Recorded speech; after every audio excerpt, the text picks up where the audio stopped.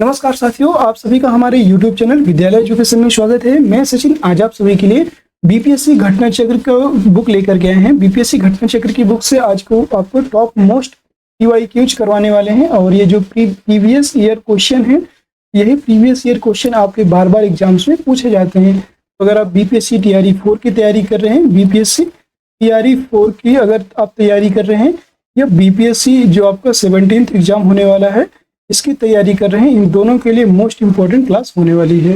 और आज की क्लास में हम करेंगे प्राचीन भारत के top most important question BPSC घटना चक्र जो आपका लेटेस्ट है 2024 का, इसके टॉप मोस्ट इंपॉर्टेंट क्वेश्चन करने वाले हैं। चलिए स्टार्ट करते हैं। आज के इस क्लास में आप सभी का स्वागत है।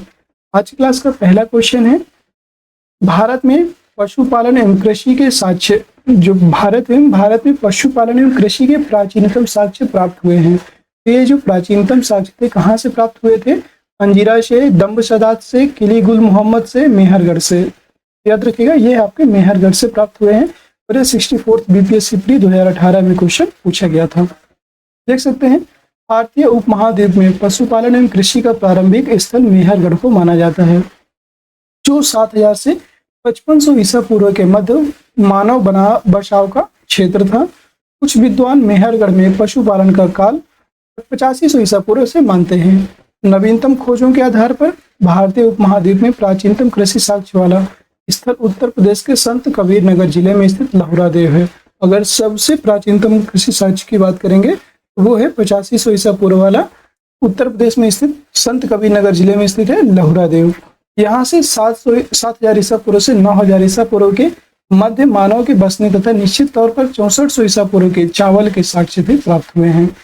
उल्लेखनीय है कि इस नवीनतम खोज के पूर्व भारतीय उपमहाद्वीप का प्राचीनतम कृषि साक्ष्य वाला स्थल मेहरगढ़ अर्थात पाकिस्तान के बलूचिस्तान में रहा और यहाँ से 7000 से 5500 ईसा पूर्व गेहूं के प्राचीनतम साक्ष्य मिले थे। इसके साथ ही चावल के साक्ष्य वाला स्थल कोल्डीवा प्रयागराज जिले में बेलन नदी के तट पर स्थित, यहाँ से 6500 ईसा पूर्व चावल की भूसी के साक्ष्य मिले हैं, इसलिए माना जाता है। ठीक है, अगला प्रश्न है क्वेश्चन नंबर 2। क्वेश्चन नंबर 2 है, निम्नलिखित में किसको कैल्कोलिथिक युग भी कहा जाता है? अब कैल्कोलिथिक युग की बात करेंगे, किसको कैल्कोलिथिक युग कहा जाता है? पुरापाषाण काल, नवपाषाण युग, ताम्रपाषाण युग या लौह युग? याद रखेंगे, ताम्रपाषाण युग को ही कैल्कोलिथिक युग भी कहा जाता है। सी ऑप्शन करेक्ट हो जाएगा। ताम्रपाषाण युग को कैल्कोलिथिक युग भी कहा जाता है। जिन संस्कृतियों में तांबे के औजारों के साथ ही पत्थर के बने हुए उपकरणों का प्रचलन मिलता है उन्हें प्रायः ताम्रपाषाणिक संस्कृति या ताम्रपाषाणिक युग कहा जाता है।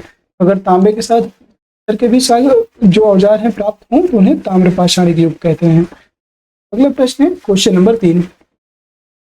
हड़प्पा में मिट्टी के बर्तनों में सामान्यतः किस रंग का उपयोग हुआ था? लाल, नीला, हरा, पांडु या नीला? याद रखिएगा, हड़प्पा में जो है मिट्टी के जो बर्तन थे वहां पर सामान्यतः रेड कलर का प्रयोग हुआ था, लाल कलर का प्रयोग हुआ था। याद रखेंगे बर्तनों में। नेक्स्ट क्वेश्चन है, चाहें तो इसका व्याख्या देख लीजिए। देखिए, सभी क्वेश्चन की हम साथ में व्याख्या भी करवाते जा रहे हैं ताकि आपको और भी क्वेश्चन को समझने में आसानी हो जाए। ठीक है, निवासी मिट्टी के बर्तनों को व्यापक पैमाने पर निर्माण करते थे। प्रारंभिक हड़प्पा सभ्यता में पैर से चालित चाक का प्रयोग किया जाता था। जो पैर से चलने वाला चाक होता था उसका प्रयोग ये लोग करते थे मिट्टी के बर्तन बनाने में। चाक ऐसे ही गोल गोल घूमता है, आप सभी देखे होंगे, और यहाँ पे एक इस मिट्टी रखा होता है, इसी मिट्टी से इसको बनाया जाता है। ये पैर से चालित चाक का प्रयोग करते थे। परिपक्व हड़प्पा के दौर में हाथ से चालित चाकों का प्रयोग किया जाने लगा और बाद में जो है हाथ से चलाने वाले चाकों का प्रयोग किया जाने लगा। डिजाइन के आधार पर इन बर्तनों की 2 श्रेणियां थी, एक तो बिना डिजाइन वाले बर्तन तथा दूसरे चित्रित और मृद भांड। चित्रित मृद भांड मतलब चित्रित बर्तन। मृद भांड होता है बर्तन को बोलते हैं मृद भांड। मृद भांडों को बनाने वाली मिट्टी में रेत का मिश्रण किया जाता था, जिनको पकाने पर यह हल्के भूरे लाल रंग का रूप ग्रहण कर लेती थी और इन मृद भांडों के ऊपरी हिस्से में लाल रंग की पुताई कर दी जाती थी तथा निचले हिस्से में काले रंग से विभिन्न प्रकार की चित्रकारी की जाती थी। अगला प्रश्न क्वेश्चन नंबर 4। क्वेश्चन नंबर 4 की तरफ देखेंगे, सिंधु सभ्यता निम्नलिखित में से किस युग में पड़ता है? मतलब सिंधु सभ्यता किस युग की सभ्यता है ये बताना है। ऐतिहासिक काल, प्रागैतिहासिक काल, आद्य उत्तर ऐतिहासिक काल या आद्य ऐतिहासिक काल? याद रखिएगा, सिंधु जो सभ्यता है यह आद्य ऐतिहासिक काल की है। ठीक है, डी ऑप्शन करेक्ट हो जाएगा। आद्य ऐतिहासिक काल की सभ्यता है सिंधु घाटी की सभ्यता। और सिंधु सभ्यता को और क्या कहा जाता है? तो इसी को कांस्य युगीन सभ्यता भी कहा जाता है। सिंधु घाटी की सभ्यता को कांस्य युगीन सभ्यता के नाम से भी जानते हैं, कांस्य युगीन सभ्यता, ठीक है। और इसी को हड़प्पा सभ्यता कहते हैं। ऐतिहासिक काल का निर्धारण पठनीय लेखन कला के ज्ञान के आधार पर किया जाता है। लेखन कला के ज्ञान से पहले का कालखंड प्रागैतिहासिक कालखंड होता है, मतलब सबसे पहला होता है प्रागैतिहासिक काल। फिर इसके बाद होता है भारतीय इतिहास में 2500 बीसी से 600 बीसी का जो कालखंड है यह आद्य ऐतिहासिक माना गया। सैंधव सभ्यता आद्य ऐतिहासिक काल की सभ्यता है, क्योंकि यहाँ पर लेखन कला का ज्ञान तो है, मतलब देखने में देखेंगे आप यहाँ पर जो लेखन कला है, यहाँ पे लेखन कला तो विकसित हो गई है, परंतु अभी तक इसे पढ़ा नहीं जा सका, और जिसको पढ़ा नहीं जा सकता उसे हम आद्य ऐतिहासिक काल की श्रेणी में रखते हैं। और याद रखेंगे प्रागैतिहासिक काल में ना तो लिखा गया ना ही पढ़ा गया, आद्य ऐतिहासिक काल में लिखा गया लेकिन पढ़ा नहीं गया, ये आप याद रखेंगे। अगला प्रश्न है क्वेश्चन नंबर 5। सिंधु घाटी सभ्यता की सबसे महत्वपूर्ण विशेषता क्या थी? जो सिंधु घाटी सभ्यता है इसकी सबसे महत्वपूर्ण विशेषता क्या है? पक्की ईंट से बनी इमारत, प्रथम असली मेहराब, पूजा स्थल, कला और वास्तुकला, ये उपयुक्त में से कोई नहीं है, उपयुक्त में से एक से अधिक। ये आपका 63वीं बीपीएससी प्री 2017 में अभी क्वेश्चन पूछा गया था। और याद रखिएगा सिंधु घाटी जो सभ्यता है इसकी सबसे महत्वपूर्ण विशेषता है पक्की ईंटों से बनी इमारतें। यहाँ पर सब जो है पक्की ईंटों से बनी इमारतें थी, पक्की ईंटों से बनी नालियां होती थी यहाँ पे, तो ये इसका सबसे महत्वपूर्ण विशेषता है। ये ऑप्शन राइट हो जाएगा। सिंधु घाटी सभ्यता की प्रमुख विशेषता नगर नियोजन को माना जाता है। यहाँ का नगर नियोजन से बहुत इंपॉर्टेंट क्वेश्चन बनता है। यहाँ नगर और कस्बे एक निश्चित योजना के अनुसार बसाए जाते थे और पक्की ईंटों से बनी इमारतों में मोहनजोदड़ो का विशाल स्नानागार व अन्नागार प्रमुख हैं। इनकी सतह पक्की ईंटों की है जिसे जिप्सम और मोटारे द्वारा जोड़ा गया है। याद रखिएगा, अगर आपने कभी मोहनजोदड़ो मूवी देखी हो, एक मूवी है मोहनजोदारो करके एक मूवी बनाई गई है, और उसमें आप देखेंगे तो जो मोहनजोदारो नगर है उसको विशाल मतलब पकी हुई ईंटों से बनाया गया है पूरा। आप उसमें देखेंगे तो बहुत अच्छे से इसको विकसित किया गया है, हड़प्पा सभ्यता को बहुत अच्छा दिखाया गया है। अगर आपको टाइम मिले तो कभी जरूर देखिएगा, उससे आपको बहुत कुछ आपको जानने को मिलेगा। क्वेश्चन नंबर 6, निम्नलिखित में से कौन सा एक हड़प्पा का बंदरगाह है? अब यहाँ पे बताना है हड़प्पा का एक कौन सा इसमें बंदरगाह है, ठीक है। सिकंदरिया, लोथल, महास्थानगढ़ या नागपट्टनम। याद रखिएगा हड़प्पा का एक बंदरगाह है जिसका नाम है लोथल। लोथल एक हड़प्पा का बंदरगाह है। ये कहाँ स्थित है? तो लोथल आपका जो है गुजरात में स्थित है। ये है आपका गुजरात में स्थित है लोथल। हड़प्पीय नगर लोथल गुजरात राज्य के अहमदाबाद जिले में भोगवा नदी के किनारे स्थित है। अगर आपसे पूछ ले कि लोथल जो है किस नदी के किनारे स्थित है, यह लोथल जो है भोगवा नदी के किनारे स्थित है। यहाँ की सर्वाधिक महत्वपूर्ण उपलब्धि है हड़प्पा कालीन बंदरगाह। याद रखिएगा सबसे यहाँ पे महत्वपूर्ण उपलब्धि है हड़प्पा कालीन बंदरगाह। नेक्स्ट प्रश्न है क्वेश्चन नंबर 7, निम्नलिखित में से कौन सा हड़प्पा कालीन स्थल गुजरात में है? यह बताना है कौन सा ऐसा स्थल है जो गुजरात में है। लोथल, डाबरकोट, कालीबंगा, राखीगढ़ी, उपयुक्त में से कोई नहीं, उपयुक्त में से एक से अधिक। आपका 67वीं बीपीएससी प्री 2022 में क्वेश्चन ये वाला पूछा गया था, और गुजरात में है आपका लोथल, अभी बताया था आपको, ये ऑप्शन करेक्ट हो जाएगा। कालीबंगा आपका राजस्थान में है, ये भी आप याद रखेंगे। अगला प्रश्न है क्वेश्चन नंबर 8, निम्न में से किस हड़प्पा कालीन स्थल से टेराकोटा का हल प्राप्त हुआ है? कहाँ से टेराकोटा का हल प्राप्त हुआ है? धौलावीरा, बनावली, कालीबंगा या लोथल। उपयुक्त में से कोई नहीं, उपयुक्त में से एक से अधिक। आपका 60 और 62 दोनों बीपीएससी प्री 2016 में क्वेश्चन पूछा गया है, 2 बार पूछा गया है, याद रखेंगे।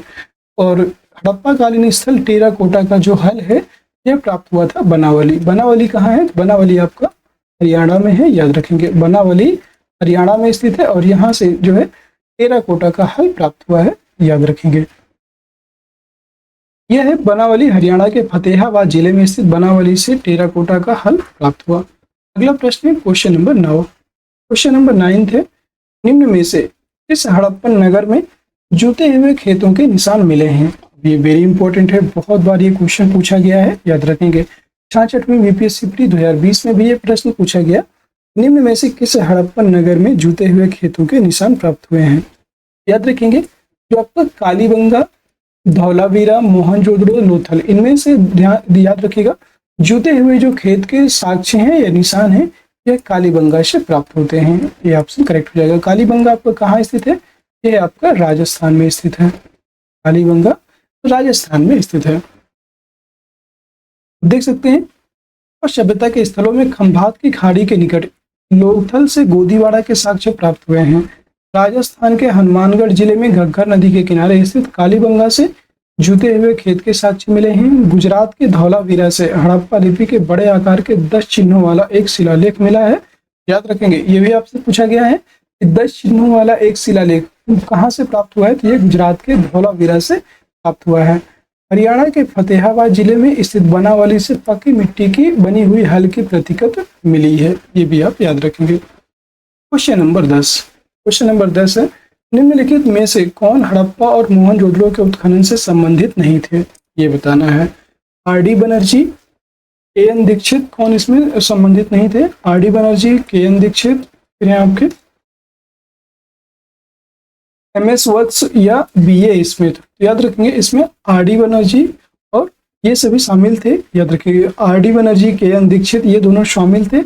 एम.एस. वत्स भी शामिल थे। बी.ए. स्मिथ इसमें शामिल नहीं थे। डी ऑप्शन इसका राइट हो जाएगा। बी.ए. स्मिथ इसमें शामिल नहीं थे। अब देख सकते हैं वर्ष 1921 में दयाराम साहनी ने हड़प्पा का सर्वेक्षण किया और वर्ष 1926 से 1927 से वर्ष 1926-27 से लेकर के वर्ष 1933-34 में माधव स्वरूप वत्स हड़प्पा के उत्खनन कार्य से संबंधित रहे। ठीक है, वत्स मतलब माधव स्वरूप वत्स, और ये हड़प्पा के उत्खनन कार्य से संबंधित रहे। मोहनजोदड़ो की खोज सर्वप्रथम 1922 में राखाल दास बनर्जी ने की थी। याद रखेंगे इसके पुरातात्विक महत्व की ओर इन्होंने जो है पुरातात्विक महत्व की ओर भी ध्यान आकर्षित किया। इनके अतिरिक्त कुछ अन्य विद्वान थे जैसे के.एन. दीक्षित, अर्नेस्ट मैके और आर.एल. स्टीन, ए. घोष, जे.पी. जोशी आदि ने भी इस सभ्यता की खोज में महत्वपूर्ण योगदान दिया था। और वी.ए. स्मिथ हड़प्पा सभ्यता की खोज से संबंधित नहीं रहे बल्कि ये भारतविद एवं कला इतिहासकार के रूप में प्रसिद्ध थे। अगला प्रश्न क्वेश्चन नंबर 13। बोगजकोई का महत्व इसलिए है कि वहां जो अभिलेख प्राप्त हुए उनमें वैदिक देवी एवं देवताओं का वर्णन मिलता है। यस, एकदम सही है। मध्य एशिया एवं तिब्बत के बीच एक महत्वपूर्ण व्यापारिक केंद्र जाना जाता है। गलत है। वेद के मूल ग्रंथ की रचना यही हुई थी। ये भी गलत है। मतलब बोगजकोई से अभिलेख प्राप्त हुए थे उनमें वैदिक देवी एवं देवताओं का वर्णन मिलता है। ये ऑप्शन करेक्ट हो जाएगा और इसीलिए इसका महत्व है। बोगजकोई एशिया माइनर से 14वीं शताब्दी ईसा पूर्व के कुछ अभिलेख मिले हैं। इस अभिलेख में ऐसे राजाओं का उल्लेख आया है जिनके नाम आर्यों जैसे थे और जो संधियों के साक्ष्यों तथा रक्षा के लिए इंद्र, मित्र, वरुण एवं नाशक्त देवताओं का आह्वान करते थे। इससे ज्ञात होता है कि वैदिक आर्य ईरान होकर ही भारत आए होंगे। अगला प्रश्न है क्वेश्चन नंबर 12। प्रसिद्ध 10 राजाओं का युद्ध किस नदी के तट पर लड़ा गया था? वेरी इंपॉर्टेंट क्वेश्चन है। गंगा, ब्रह्मपुत्र, कावेरी या पारुष्णी? याद रखेंगे प्रसिद्ध 10 राजाओं का युद्ध, इसी को 10 राग युद्ध भी कहा जाता है और यह पारुष्णी नदी के तट पर लड़ा गया था। डी ऑप्शन करेक्ट हो जाएगा। 10 राग युद्ध या 10 राजाओं का युद्ध पारुष्णी नदी वर्तमान में रावी के तट पर लड़ा गया था। वर्तमान में इसे क्या बोलते हैं? रावी नदी। और जिसमें भारतों के राजा सुदास ने 10 राजाओं के एक संघ को हराया था। भारतों के राजा थे सुदास, इनका नाम था सुदास और इनके द्वारा 10 राजाओं को हराया गया था। इस संघ में आर्यों के प्रमुख जन दुह, यदु, पुरु और तुर्वशु 5 लघु जनजातियों का समूह सम्मिलित था जिसके पुरोहित विश्वामित्र थे। अगला प्रश्न है क्वेश्चन नंबर 13। 13 नंबर क्वेश्चन है ऋग्वेद का कौन सा मंडल पूर्णतः सोम को समर्पित है? याद रखिएगा ये बताना है आपको कि ऋग्वेद का कौन सा ऐसा मंडल है जो पूर्ण रूप से सोम को समर्पित था। 7वां, 8वां, 9वां या 10वां? तो याद रखेंगे ऋग्वेद का 9वां मंडल जो है पूर्णतः सोम को समर्पित था। याद रखेंगे 9वां मंडल पूर्णतः सोम को समर्पित था। अगला प्रश्न है क्वेश्चन नंबर 14। ऋग्वेद में टोटल जो है कुल 10 मंडल है, आप सभी को पता है। नवा मंडल के सभी 114 मंत्र, जो नवा मंडल है इसमें टोटल कितने मंत्र हैं याद रखेंगे, इसमें टोटल 114 मंत्र हैं। और ये सभी किसको समर्पित हैं, तो ये सभी सोम देवता को अर्थात सूर्य को प्रसिद्ध है, समर्पित हैं। सोम आर्यों का मुख्य पेय पदार्थ था, याद रखेंगे। सोम जो है मतलब सोम से सूर्य से भी संबंधित है, और एक ये जो सोम है ये सोम आर्यों का मुख्य पेय पदार्थ था, जिसे मुजवंत पर्वत से प्राप्त किया जाता था। ऋग्वेद के 10वें मंडल में चारों वर्णों की उत्पत्ति का उल्लेख है। तो अगर आपसे पूछ ले ऋग्वेद का जो 10वां मंडल है, 10वां मंडल, इसमें क्या इसका उल्लेख है, ये इसमें जो है वर्णों की उत्पत्ति का, 4 जो वर्ण है वर्णों की उत्पत्ति का जो है इसमें उल्लेख किया गया है ऋग्वेद के मंडल में। ठीक है, ऋग्वेद का जो 10वां मंडल है इसमें वर्णों की उत्पत्ति का उल्लेख है। अगला है क्वेश्चन नंबर 14 है, ऋग्वेद संहिता का 9वां मंडल पूर्णतः किसको समर्पित है, अभी आपको बताया, यह समर्पित है जो है एक पेय पदार्थ था, तो याद रखेंगे सोम, और इस पेय पर नामाकृत देवता। डी ऑप्शन करेक्ट हो जाएगा। अगला प्रश्न क्वेश्चन नंबर 15, गायत्री मंत्र किस पुस्तक में मिलता है। गायत्री मंत्र की बात करेंगे, यह किस पुस्तक में मिलता है, यह ऋग्वेद में मिलता है, अभी बताया आपको, सी ऑप्शन करेक्ट हो जाएगा। गायत्री मंत्र ऋग्वेद में उल्लिखित है और इसके रचनाकार विश्वामित्र हैं, और यह मंत्र ऋग्वेद के 3 मंडल में वर्णित है। 9वें मंडल में सोम के लिए प्रसिद्ध है, याद रखिएगा। सोम एक पेय पदार्थ था और यह एक सोम नामक देवता के लिए भी प्रसिद्ध है। और याद रखिएगा 10वें मंडल में वर्णों की उत्पत्ति का उल्लेख मिलता है। 4 जो वर्ण हैं इनके बारे में उसमें उल्लेख मिलता है 10वें मंडल में। ऋग्वेद के 3 मंडल में गायत्री मंत्र का उल्लेख मिलता है। क्वेश्चन नंबर 16 है, निम्न में से किस भारतीय दर्शन ने परमाणु सिद्धांत का प्रतिपादन किया। योग, न्याय, सांख्य, वैशेषिक, उपयुक्त में से कोई नहीं, उपयुक्त में से एक से अधिक। याद रखेंगे परमाणु सिद्धांत का प्रतिपादन किया किसके द्वारा किया गया, तो ये वैशेषिक के द्वारा किया गया। डी ऑप्शन राइट हो जाएगा। वैशेषिक दर्शन के अनुसार सृष्टि का निर्माण अणु से हुआ है और महर्षि कणाद इस दर्शन के प्रवर्तक थे। अगला प्रश्न क्वेश्चन नंबर 17, महावीर स्वामी का जन्म कहाँ हुआ था। महावीर स्वामी का जन्म कहाँ हुआ, कुंडग्राम, पाटलिपुत्र, मगध या वैशाली। देखिए ये क्वेश्चन कितना इंपॉर्टेंट है कि लगातार ये क्वेश्चन पूछा गया है। बीपीएससी 42वें में, 47वें बीपीएससी, 53 और 55, 4 बार ये क्वेश्चन लगातार पूछा गया है। याद रखेंगे महावीर जो स्वामी है इनका जन्म हुआ था कुंडग्राम वैशाली में, याद रखेंगे। ये ऑप्शन राइट हो जाएगा। महावीर स्वामी का जन्म कुंडग्राम या कुंडलपुर में वैशाली के निकट हुआ था, लगभग 599 ईसा पूर्व में हुआ था। उनकी माता का नाम था त्रिशला, वैशाली के लिच्छवी गणराज्य के प्रमुख चेटक की बहन थी। जो त्रिशला थी ये वैशाली के लिच्छवी गणराज्य के प्रमुख चेटक की बहन थी, तथा पिता इनके थे सिद्धार्थ, ज्ञात्रक क्षत्रियों के संघ के प्रधान थे। उनके बड़े भाई नंदीवर्धन थे। कुछ प्राचीन संस्करण की एनसीईआरटी पुस्तकों में महावीर स्वामी का जन्म 540 ईसा पूर्व देखने को मिलता है, याद रखेंगे। इसी आधार पर अनेक अन्य प्रकाशकों ने भी यही जन्मतिथि अपने पुस्तकों में अंकित कर दिया है, जिससे भ्रम की स्थिति उत्पन्न हुई है। और महावीर स्वामी की सही जन्मतिथि 599 ईसा पूर्व ही उचित है, क्योंकि महावीर जो स्वामी है, याद रखिएगा 599 पूर्व उचित है, याद रखिएगा। महात्मा बुद्ध के पहले के काल के हैं, इसलिए महात्मा बुद्ध का जन्म 563 ईसा पूर्व है। एनसीईआरटी के नवीन संस्करण में अब भी महावीर स्वामी का जन्म 599 ईसा पूर्व प्रकाशित हो चुका है। जो नया संस्करण है एनसीईआरटी का उसमें अब 599 ईसा पूर्व प्रकाशित हो चुका है, तो याद रखेंगे। अगला क्वेश्चन है 18, महावीर जो जैन धर्म के मतलब 24वें तीर्थंकर थे महावीर जैन की मृत्यु निम्नलिखित में से किस नगर में हुई थी। राजगीर, सांची, पावापुरी या समस्तीपुर। याद रखेंगे इनका जो मृत्यु है, इनको पुण्य की प्राप्ति कहाँ हुई थी, पावापुरी। मृत्यु जो है इनकी पावापुरी में हुई थी। महावीर स्वामी का जन्म 599 ईसा पूर्व में वैशाली के निकट कुंडग्राम में हुआ था। उनके पिता सिद्धार्थ ज्ञातक क्षत्रियों के संघ के प्रधान थे, जो वज्जी संघ का एक प्रमुख सदस्य थे। 827 ईसा पूर्व के लगभग 72 वर्ष की आयु में राजगृह के समीप स्थित पावापुरी नामक स्थान में उन्होंने शरीर त्याग किया। अगला प्रश्न है क्वेश्चन नंबर 19, भगवान महावीर का प्रथम शिष्य कौन था। जमाली, योशुद, विपिन या प्रसाद। प्रभास। याद रखेंगे महावीर जो स्वामी थे इनका प्रथम शिष्य था जामाली। ये ऑप्शन राइट हो जाएगा।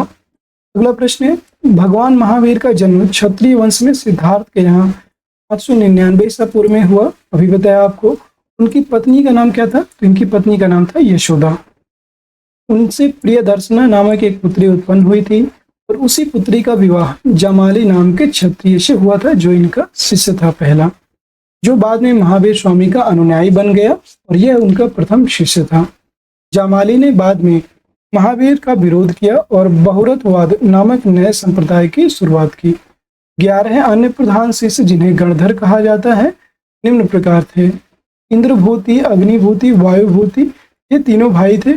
आर्यव्यक्त, सुधर्मन, मंडिक पुत्र, मौर्य पुत्र, अकंपित, अचल, मैत्रेय तथा प्रभास, ये जो है इनके प्रमुख अनुयायी थे। अगला प्रश्न, क्वेश्चन नंबर 20, निम्नलिखित में से कौन सा पूर्वकालिक जैन ग्रंथ कहलाता है? पूर्वकालिक जैन ग्रंथ कौन सा कहलाता है, ये बताना है। 12 अंग, 12 उपांग, 14 पूर्व या 14 उपपूर्व।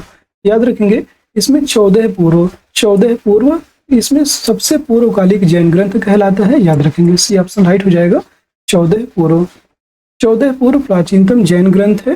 अंतिम नंद राजा के समय में संभूत विजय तथा भद्रबाहु संघ के अध्यक्ष थे तथा यही महावीर स्वामी जो थे तथा यही महावीर स्वामी द्वारा प्रदत्त 14 पूर्वों के विषय में जानने वाले अंतिम व्यक्ति थे। 12 अंग में जैन सिद्धांतों का संकलन प्रथम जैन सभा में किया गया था। दोस्तों, हमने 20 क्वेश्चन यहाँ पे कंप्लीट कर लिए हैं। अगर क्लास पसंद आ रही है तो एक बार क्लास को लाइक कर दीजिए, शेयर कर दीजिए और चैनल में नए हैं तो चैनल को सब्सक्राइब जरूर कर लीजिएगा। ठीक है। अगला प्रश्न है क्वेश्चन नंबर 21, महात्मा बुद्ध ने अपना पहला धर्मचक्र प्रवर्तन किस स्थान पर दिया था? ये बताना है। अपना पहला धर्मचक्र प्रवर्तन किस स्थान पर दिया? लुम्बिनी में, सारनाथ में, पाटलिपुत्र में या वैशाली में? याद रखेंगे महात्मा बुद्ध ने अपना पहला जो धर्मचक्र प्रवर्तन है यह दिया था सारनाथ में। बी ऑप्शन करेक्ट हो जाएगा। अगला क्वेश्चन है, क्वेश्चन देखिए इसके बारे में देख लीजिए विस्तार से। 6 वर्षों की साधना के पश्चात 35 वर्ष की अवस्था में वैशाख पूर्णिमा की रात्र को एक पीपल वृक्ष के नीचे गौतम बुद्ध को ज्ञान प्राप्त हुआ था। ज्ञान प्राप्ति के बाद ही वे बुद्ध कहलाए।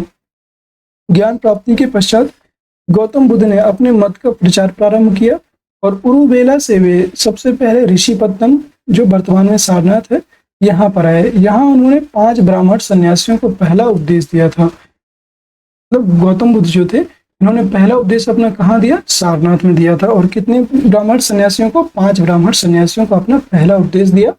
इस प्रथम उपदेश को धर्म चक्र प्रवर्तन कहा जाता है। यह उपदेश दुख, दुख के कारणों, दुख का अंत और उनके समाधान से संबंधित है। इसे 4 आर्यसत्य भी कहा जाता है। याद रखेंगे। अगला प्रश्न है क्वेश्चन नंबर 22। क्वेश्चन नंबर 22 है, ध्यान से देखिएगा। महात्मा बुद्ध का महापरिनिर्वाण कहाँ हुआ? महापरिनिर्वाण मतलब शरीर का त्याग इन्होंने कहाँ पे किया था? लुम्बिनी में, बोधगया में, कुशीनगर में या कपिलवस्तु में? यह आपका 3 बार क्वेश्चन पूछा गया है। 47, 53 और 55 3 बार ये क्वेश्चन पूछा गया है। कुशीनगर में इन्होंने महापरिनिर्वाण किया। याद रखेंगे महात्मा बुद्ध का जो परिनिर्वाण है ये कुशीनगर में हुआ था। देख लीजिए, महात्मा बुद्ध ने अपना पहला उपदेश सारनाथ में दिया। उसके पश्चात वे बौद्ध धर्म के प्रचार के लिए कपिलवस्तु, राजगृह, वैशाली तथा कौशल राज्य गए। सबसे अधिक बौद्ध धर्म का प्रचार कौशल राज्य में हुआ था और कौशल नरेश प्रसेनजीत ने भी अपने परिवार के साथ बुद्ध की शिष्यता ग्रहण की थी। अपना प्रचार करते हुए वे मल्लों की राजधानी पावा पहुंचे और यहाँ वे कुंद नामक लुहार के आम्र वाटिका में ठहरे। उसने बुद्ध को शुकर मध्य खाने को दिया। इससे उन्हें रक्त अतिसार हो गया और भयानक पीड़ा उत्पन्न हुई।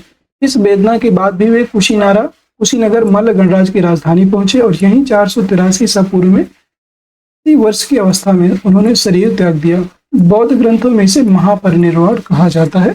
याद रखेंगे, इसे क्या कहा जाता है? बौद्ध ग्रंथों में महापरिनिर्वाण। 23 नंबर प्रश्न है, त्रिपिटक इसकी धार्मिक पुस्तक है? जैन, हिंदू, पारसी, बौद्ध? उपरोक्त में से कोई नहीं है, उपरोक्त में से एक से अधिक। याद रखेंगे, त्रिपिटक किसकी धार्मिक पुस्तक है? यह बौद्धों की धार्मिक पुस्तक है। डी ऑप्शन करेक्ट हो जाएगा। 3 पिटक है, उनके बारे में आपको बता देते हैं। यहाँ पे त्रिपिटक बौद्ध धर्म ग्रंथों में सर्वाधिक महत्वपूर्ण है और बुद्ध की मृत्यु के बाद उनकी शिक्षाओं को संकलित कर 3 भागों में बांटा गया था। इन्हीं को त्रिपिटक कहते हैं। विनय पिटक, विनय पिटक है पहला और इसमें संघ संबंधी नियम तथा आचार की शिक्षाएं हैं। दूसरा है सुत्त पिटक, इसमें महात्मा बुद्ध के वचन हैं। और तीसरा है अभिधम्म पिटक, जिसमें दार्शनिक सिद्धांतों का वर्णन किया गया है। अगला है क्वेश्चन नंबर 24, 24 नंबर प्रश्न है, ध्यान से देखिएगा। त्रिरत्न, देखिएगा कि त्रिरत्न या 3 रत्न जैसे सटीक ज्ञान, सच्ची आस्था और सटीक क्रिया निम्न में से किससे संबंधित है? त्रिरत्न से बौद्ध धर्म, हिंदू धर्म, फिर आपको जैन धर्म, ईसाई धर्म, उपयुक्त में से कोई नहीं, उपयुक्त में से एक से अधिक। याद रखेंगे त्रिरत्न, त्रिरत्न किसमें है? त्रिरत्न है आपके जैन धर्म में, त्रिरत्न है जैन धर्म में। और पिटक कितने हैं? 3 पिटक हैं, वो बौद्ध धर्म से संबंधित है पिटक। और रत्नों की बात करेंगे तो त्रिरत्न जैन धर्म से संबंधित है। सी ऑप्शन राइट हो जाएगा। जैन धर्म में मोक्ष के लिए 3 साधन आवश्यक बताए गए हैं। सम्यक धारण, जिसे दर्शन बोलते हैं, सम्यक चरित्र एवं सम्यक ज्ञान। सम्यक धारण या सम्यक दर्शन, सम्यक चरित्र, सम्यक ज्ञान, इन तीनों को जैन धर्म में त्रिरत्न की संज्ञा दी गई है। अगला प्रश्न है क्वेश्चन नंबर 25, 25 नंबर प्रश्न है, निम्नलिखित में से कौन सी बात बौद्ध धर्म तथा जैन धर्म में समान नहीं है? ये पूछ रहा है समान कौन सी नहीं है। हिंसा समान है, दोनों में बोला गया है कि अहिंसा को मतलब अपनाओ, ठीक है। और वेदों के प्रति उदासीनता दिखाना, तो इसमें भी ये भी समान है। रीति व रिवाजों की अस्वीकृति, दोनों में कहा गया है कि रीति रिवाजों को अस्वीकृत कर देना चाहिए, स्वीकार नहीं करना चाहिए, ये भी सही है। आत्मदमन, ये दोनों में गलत है, ठीक है। तो आत्मदमन सी ऑप्शन करेक्ट हो जाएगा। गौतम बुद्ध ने मध्यम मार्ग का उपदेश दिया। वे मोक्ष के लिए कठोर साधना एवं काया कलेश में विश्वास नहीं करते थे। याद रखिए, जो गौतम बुद्ध जी थे उनके द्वारा यह कहा गया कि अपने आप को कष्ट देना या काया कलेश करना, कठोर साधना देना, यह मोक्ष के लिए सही नहीं है। इसके विपरीत महावीर स्वामी ने मोक्ष प्राप्ति के लिए घोर तपस्या तथा शरीर त्याग को आवश्यक बताया था। तो ये दोनों आपस में अलग हैं। अगला प्रश्न है 26, बौद्ध गया में बोधि वृक्ष अपने वंश की इस पीढ़ी का है। कौन सी पीढ़ी है? तृतीय, चतुर्थ, पंचम या षष्ठम? याद रखेंगे ये पंचम पीढ़ी का है। जो बोधि वृक्ष है ये पंचम पीढ़ी का है। सी ऑप्शन करेक्ट हो जाएगा। महात्मा महाबोधि मंदिर स्थित वर्तमान बोधि वृक्ष वह नहीं है जिसके नीचे बैठकर महात्मा बुद्ध ने ज्ञान प्राप्त किया था। याद रखेंगे। और ह्वेनसांग के अनुसार उस मूल वृक्ष को 7वीं शताब्दी में सम्राट शशांक ने नष्ट कर दिया था। इसके बाद इस स्थान पर 2 और वृक्ष रोपित हुए और नष्ट हुए। वर्तमान वृक्ष जिसे हम देख रहे हैं वह 5वीं पीढ़ी का है, जिसे अलेक्जेंडर कनिंघम ने लगवाया था। यह वृक्ष पूरी तरह से संरक्षित है और केवल इससे गिरी हुई पत्तियों को ही छूने एवं उठाने का अधिकार है। एक अन्य तथ्य के अनुसार यह वृक्ष क्रमशः 2 बार सम्राट अशोक, 1 बार पुष्यमित्र शुंग, 1 बार पुरवर्मा तथा अंत में कनिंघम द्वारा लगवाया गया था। अतः यह 6वीं पीढ़ी का वृक्ष है, लेकिन बिहार सरकार के पर्यटन विभाग की वेबसाइट पर इसे 5वीं पीढ़ी का बताया गया है। तथ्यों में विवाद होने के कारण बिहार लोक सेवा आयोग ने इस प्रश्न को मूल्यांकन से बाहर कर दिया गया था। ये भी आप याद रख सकते हैं। 27 नंबर प्रश्न है, बराबर की गुफाओं का उपयोग इसने आश्रय गृह के रूप में किया था। आजीवकों ने, आर्यों ने, जैनों ने या तंत्रिकों ने? याद रखेंगे जो बराबर की गुफाएं थी इनका उपयोग आश्रय गृह के रूप में आजीवक संप्रदाय के द्वारा किया गया। ये ऑप्शन करेक्ट हो जाएगा। मौर्य युग में पर्वत गुफाओं को काटकर निवास स्थान बनाने की कला का पूर्ण विकास हुआ था। अशोक तथा उसके पौत्र दशरथ के समय में बराबर तथा नागार्जुनी पहाड़ियों को काटकर आजीवकों के लिए आवास बनाए गए थे। अशोक के समय बराबर पहाड़ी की गुफाओं में सुदामा की गुफा तथा कर्ण चौपड़ की नामक गुफा सर्वप्रसिद्ध थी। ये भी आप याद रखेंगे। 28 नंबर प्रश्न है, आजीवक संप्रदाय के संस्थापक कौन थे? मोस्ट इंपॉर्टेंट क्वेश्चन है। आनंद, राहुलोभद्र, मखली गोशाल या उपाली? याद रखेंगे आजीवक संप्रदाय के संस्थापक कौन थे? ये थे मखली गोशाल या मखली पुत्र गोशाल। ये आजीवक संप्रदाय के संस्थापक थे। मखली गोशाल प्रारंभ में महावीर के शिष्य थे, किंतु बाद में मतभेद के चलते इन्होंने महावीर की शिष्यता त्याग कर अजीवक नामक स्वतंत्र संप्रदाय की स्थापना की। इनका मत नियतिवाद का था। इनका जो मत है ये नियतिवाद कहा जाता है, जिसके अनुसार संसार की प्रत्येक वस्तु भाग्य द्वारा पूर्व नियंत्रित एवं संचालित होती है। इनका कहना था कि जो भी मतलब होता है ना, इनका कहना था कि किस्मत में जो होगा वो पहले से ही लिख करके आ चुका है और वो हमें मिलकर ही रहेगा, ये इनका मानना था। और इसके संस्थापक थे मखलीपुत्र गोशाल। 29 नंबर प्रश्न है, पाटलिपुत्र के संस्थापक कौन थे? उदयन, अशोक, बिंबिसार या महापद्म नंद? याद रखेंगे पाटलिपुत्र के संस्थापक थे उदयन, ये ऑप्शन राइट हो जाएगा। पाटलिपुत्र की स्थापना अजातशत्रु के उत्तराधिकारी उदयन ने गंगा और सोन नदी के संगम पर एक किला बनाकर की थी। इसने मगध साम्राज्य की राजधानी राजगृह से पाटलिपुत्र स्थानांतरित की और यह नगर शिशुनाग वंश, नंद वंश और मौर्य वंश की भी राजधानी था। ठीक है, इस नंबर प्रश्न है, इस शासक द्वारा सर्वप्रथम पाटलिपुत्र का राजधानी के रूप में चयन किया गया? ये आपको जस्ट बताया, अजातशत्रु द्वारा नहीं, कालाशोक द्वारा नहीं, उदयन द्वारा जी, कनिष्क द्वारा भी नहीं। याद रखेंगे उदयन ने सर्वप्रथम जो पाटलिपुत्र है, पाटलिपुत्र को अपनी राजधानी के रूप में बनाया था। याद रखेंगे जो पाटलिपुत्र है, पाटलिपुत्र को राजधानी के रूप में उदयन के द्वारा चयनित किया गया और उदयन ने ही पाटलिपुत्र नगर को सबसे पहले एक किला बना करके बसाया था। एक वंशीय शासक उदयन या उदयभद्र के शासनकाल के प्रमुख घटना गंगा एवं सोन नदियों के संगम पर पाटलिपुत्र नगर की स्थापना है। उसने राजगृह से इससे स्थापित नगर में अपनी राजधानी स्थानांतरित की थी। और आज का हमारा अंतिम प्रश्न है, जिसे आप सभी लोग इसका आंसर जरूर दीजिएगा। निम्नलिखित में से किस राजा ने पाटलिपुत्र बसाया था? शिशुनाग, बिंबिसार, अजातशत्रु या उदयन? याद रखिए किसके द्वारा पाटलिपुत्र नगर बसाया गया था? इसका आंसर कमेंट बॉक्स में कमेंट करके दीजिएगा। और कैसी लगी आज की क्लास कमेंट सेक्शन में जरूर बताइएगा। क्लास पसंद आई हो तो क्लास को लाइक कर दीजिए, शेयर कर दीजिए और चैनल में नए हैं तो चैनल को सब्सक्राइब भी अवश्य कर लीजिए। ठीक है, सभी लोग चैनल को सब्सक्राइब जरूर कर लीजिए ताकि आगे आने वाली सारी वीडियोज की नोटिफिकेशन आप सभी को मिलती रहे। और हम लोग जो है बीपीएससी टीआरई 4 के लिए और बीपीएससी स्पेशल के लिए यहाँ पे मोस्ट इंपॉर्टेंट क्लास कर रहे हैं। तो यहाँ पे बिहार स्पेशल भी आपका कवर हो जाएगा और जीके जीएस भी आपका कंप्लीट हो जाएगा। इसी तरह से बीपीएससी घटना चक्र जरूर एक बार कंप्लीट कर लीजिए ताकि जितने भी प्रीवियस ईयर क्वेश्चन पूछे जाते हैं वो इसी बुक से करवाए जाते हैं। ठीक है, फिर मिलते हैं किसी नेक्स्ट वीडियो में, तब तक के लिए जय हिंद, जय भारत। आप सभी का दिन शुभ हो।